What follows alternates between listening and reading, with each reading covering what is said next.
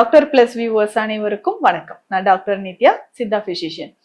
நரம்புகள் வலிமையாக இருக்க என்ன உணவுகள் நம்ம கவனம் செலுத்தி சாப்பிடலாம்? நிறைய பேருக்கு இருக்கக்கூடிய ஒரு மிகப்பெரிய சந்தேகம் இதுதான் அப்படின்னு நம்ம சொல்லலாம். நரம்புகள் வலிமையாக இருப்பதற்கு எந்த மாதிரி உணவுகள்? இப்ப பொதுவாக ஆண்களுக்கு இந்த பிரச்சனை நிறையவே வருது. கைகள்ல ஒரு நடுக்கம், கால் நடுக்கம், ஒரு 45 வயதை கடந்து 40 வயது கடந்து இருக்கக்கூடியவங்களுக்கு நரம்பு தளர்ச்சி, இந்த மாதிரி பிரச்சனைகள். இதுல ஆண்மை குறைபாடும் நம்ம அடக்கம் அப்படின்னு சொல்லலாம். சோ இந்த மாதிரி நரம்புகளை வலிமைப்படுத்த என்ன செய்யலாம்? முக்கியமாக பார்த்தோம்னா, நம்ம உடல்ல நரம்புகள் வலிமை இல்லாமல் இருக்கு அப்படின்னு சொல்றதுக்கான அறிகுறிகள் என்ன? சிம்டம்ஸ், சைன்ஸ் அண்ட் சிம்டம்ஸ் அப்படின்னு சொல்லுவோம். இப்போ நம்ம உடல்ல நரம்புகள் வீக்கா இருக்குங்க, இதை நான் சரி பண்றதுக்கு என்னென்ன உணவுகள், இப்போ என் உடல்லையே நரம்புகள் வீக்கா இருக்கு அப்படின்னு நம்ம தெரிஞ்சுக்கிறதுக்கு என்னென்ன அறிகுறிகள் நமக்கு தெரியும் இல்லையா? சோ இதை நம்ம பார்த்துக்கணும். அப்போ அறிகுறிகள் அப்படின்னு சொல்லும்போது லேசான ஒரு கை நடுக்கம் அப்படின்றது ஏற்படும். ஸோ லேசான ஒரு கை நடுக்கம் நமக்கு ஏற்படுறத நம்ம பார்க்குறோம். இதற்கு அடுத்தது லேசான ஒரு கை நடுக்கம் இருக்கும். திடீர்னு பார்த்தோம்னா கண்கள் வறண்ட மாதிரி இருக்கிறது, கண் இமை, மேல் இமையும் கீழிமையும் ஒரு மாதிரி லேசான ஒரு துடிப்பு, உடல்ல நமக்கு எங்கேயாவது தசைகளில் ஏற்படக்கூடிய துடிப்பு, இல்ல ஒரு பொருள் ஒரு வேலையை நம்ம செய்யறோம், ஒரு பொருளை கையில ஹோல்ட் பண்றோம், பிடிக்கிறோம் போது பிடிக்க முடியலைங்க, ஸோ பவர் குறைஞ்ச மாதிரி இருக்கு அப்படின்னு சொல்றது. இந்த மாதிரியான சிம்டம்ஸ் நமக்கு தெரியும். இதை தாண்டி பார்த்தோம்னா நடக்கும் போதும் ஒரு மாதிரியான ஒரு ஸ்டெடியா நடக்க முடியல அப்படின்னு சொல்றதோ, பேசும்போது நமக்கு வாய் குழறி பேசுறதோ ஏற்படும். இதுல ஒரு சிலருக்கு பேரலிசிஸ் அட்டாக் ஆயிருக்கும் போது, அதாவது ஸ்ட்ரோக் அப்படின்னு சொல்றோம் இல்லைங்களா? ஸோ ஏதாவது ஒரு பக்கம் உடல்ல வலது பக்கமோ இடது பக்கமோ உடல்ல மாற்றம் ஏற்படும் போது நமக்கு இந்த மாதிரி பிரச்சனைகள் வரலாம். ஸோ அப்போ இதெல்லாமே நரம்புகள் வீக்கா இருக்கு அப்படின்னு சொல்றதுக்கான ஒரு சிம்டம்ஸ். இதுதான் நம்ம உடல்ல நடக்குது.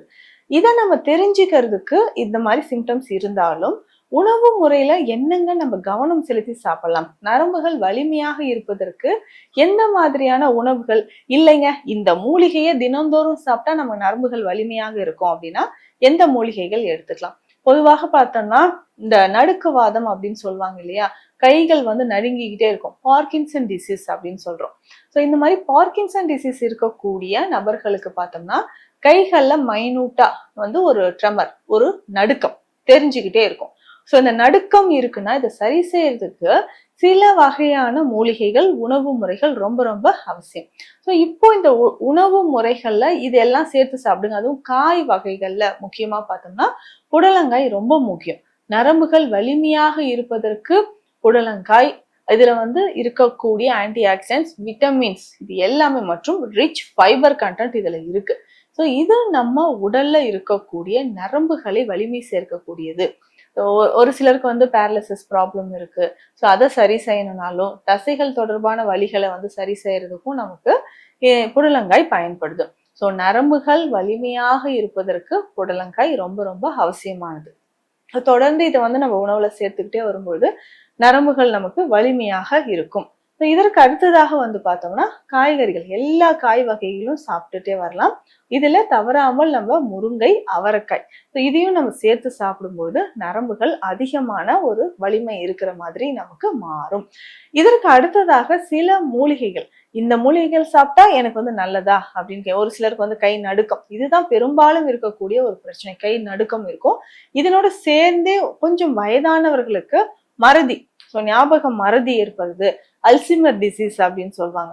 ஸோ இந்த மாதிரி இருந்தாலோ இல்ல பார்க்கின்சன் டிசீஸ் மாதிரி பிரச்சனைகள் இருந்தாலோ அதற்கும் நம்ம பேசிக்கா நரம்புகளை வலிமைப்படுத்தணும். நரம்புகளை வலிமைப்படுத்தினா மட்டும்தான் நம்ம உடல்ல இந்த மாதிரியான பிரச்சனைகள் ஏற்படாமல் இருக்கும். இதற்கு முக்கியமா பார்த்தோம்னா ஜாதிக்காய். ஸோ தவறாமல் உணவில் நம்ம ஜாதிக்காய், உணவுன்னு சொல்றதை விட இத ஜாதிக்காயை நம்ம எப்படி பயன்படுத்தினா நரம்புகளுக்கு நல்லது அப்படின்றத நான் சொல்றேன். பெரும்பாலும் உடல்ல இந்த நரம்புகள் தொடர்பான பிரச்சனையா, தூக்கமின்மை பிரச்சனையா, மறதி தொடர்பான பிரச்சனையா, இதை சரி செய்யறதுக்கு நமக்கு ஜாதிக்காய் பயன்படுது. ரொம்ப சிம்பிள். இந்த ஜாதிக்காய் கொட்டையை நல்லா வெயில்ல உலர்த்தி எடுத்துக்கணும். அதுக்கப்புறம் பெரும்பாலும் இந்த ஜாதிக்காயை எப்படி பயன்படுத்தலாம் அப்படின்னு பார்த்தோம்னா, நரம்பு சம்பந்தப்பட்ட பிரச்சனையோ, அதுக்கப்புறம் சரியா பேச்சு வரல, தூக்கம் வரல அப்படின்னா ஜாதிக்காயை பயன்படுத்தலாம். இந்த ஜாதிக்காய் வந்து முழுசா கொட்டை மாதிரி இருக்கும், இதை எடுத்துக்கணும். இது வந்து நம்ம கொஞ்சமா நெய் விட்டு இந்த ஜாதிக்காயை லேசா வறுத்து எடுத்து வச்சிடணும்.